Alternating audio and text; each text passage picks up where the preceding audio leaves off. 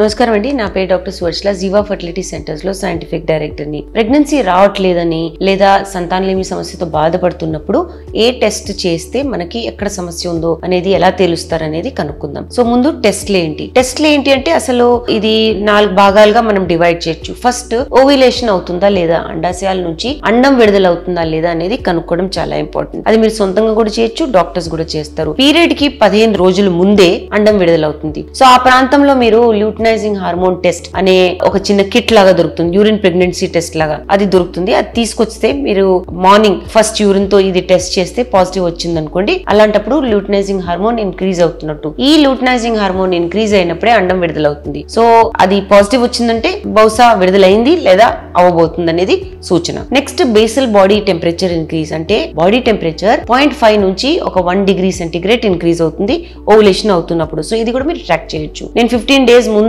అవుతుంది ఓవులేషన్ అన్నాను కదా, అలాగా మీరు 3 months ఒకసారి ట్రాక్ చేసి బహుశా ఎప్పుడు అవుతుందో అనేది గమనించుకొని ఈ టెస్ట్లు చేయొచ్చు. ఇవి కాకుండా స్కాన్స్ కూడా చేస్తారు. ఎస్పెషల్లీ మీరు ట్రీట్మెంట్ లో ఉన్నప్పుడు స్కాన్స్ చేసి అండం పెద్దగా అయిందా, కరెక్ట్ సైజ్ కి వచ్చిందా అనేది తేల్చుకొని విడుదలైందా లేదా అనేది కూడా కనుక్కోవచ్చు. సో కొన్ని టెస్ట్లు ఉంటాయి, వీటి ద్వారా ఓవులేషన్ అవుతుందా లేదా అనేది కనుక్కోవాలి. ఎస్పెషల్లీ పీసీఓఎస్ మహిళల్లో, పాలిసిస్టిక్ ఓవరియన్ సిండ్రోమ్ లో కరెక్ట్ గా ఓవులేషన్ అవ్వకపోవడం వల్ల ప్రెగ్నెన్సీ రాదు. సో ఇది ట్రాక్ చేయడం చాలా ఇంపార్టెంట్. నెక్స్ట్ టెస్ట్ ఏంటంటే హార్మోన్స్ టెస్ట్. ఈ యూజువలీ బ్లడ్ టెస్ట్ ల ద్వారా తేల్చడం జరుగుతుంది. బ్లడ్ టెస్ట్ ద్వారా follicle stimulating hormone, luteinising hormone, oestrogen, progesterone, thyroid, prolactin ఇవన్నీ బాగున్నాయా లేవా కనుక్కోవడం జరుగుతుంది. ఇవి ఎక్కువ తక్కువ ఉన్నప్పుడు మెడికేషన్స్ ఇచ్చి వాటిని కరెక్ట్ లెవెల్స్ కి తీసుకొచ్చాక కూడా ఓవులేషన్ అవుతుందా లేదా చెక్ చేస్తారు. ఈ హార్మోన్స్ బాగాలేనప్పుడు పీరియడ్స్ కూడా సరిగా అవ్వకపోవడం అనేది జరగవచ్చు. సో హార్మోన్ టెస్టింగ్ అనేది చాలా ఇంపార్టెంట్. నెక్స్ట్ ట్యూబ్స్ బాగున్నాయా లేదా అంటే ఒక HSG అనే టెస్ట్ ఉంటుంది, హిస్ట్రో సాల్పింగోగ్రామ్. ఇందులో ఒక డై లాంటిది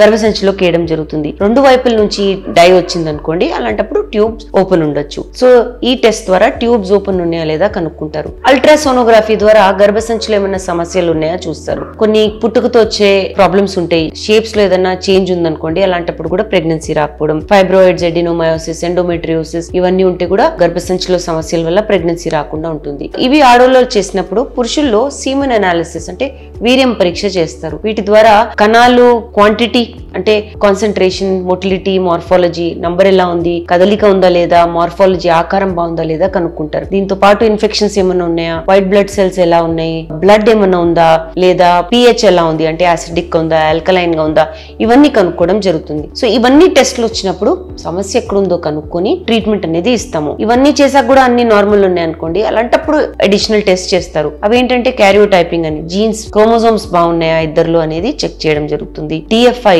DNA ఫ్రాగ్మెంటేషన్ ఇండెక్స్, స్పర్మ్స్ లో DNA లో ఏదైనా ప్రాబ్లమ్స్ ఉన్నాయా అనేది కూడా కనుక్కోవచ్చు. వీటి ద్వారా సమస్య ఎక్కడుందో తేల్చిన తర్వాత ట్రీట్మెంట్ ఇవ్వడం జరుగుతుంది. దీని గురించి ఇంకా వివరాల కోసం తప్పకుండా జీవా ఫర్టిలిటీ సెంటర్స్ కి విచ్చేయండి. Thank you. చాలా థ్యాంక్స్ అండి మా వీడియోస్ చూస్తున్నందుకు. మరిన్ని ఇలాంటి ఇంట్రెస్టింగ్ వీడియోస్ కోసం మా ఛానల్ ని తప్పకుండా సబ్స్క్రైబ్ చేయండి. Thank you.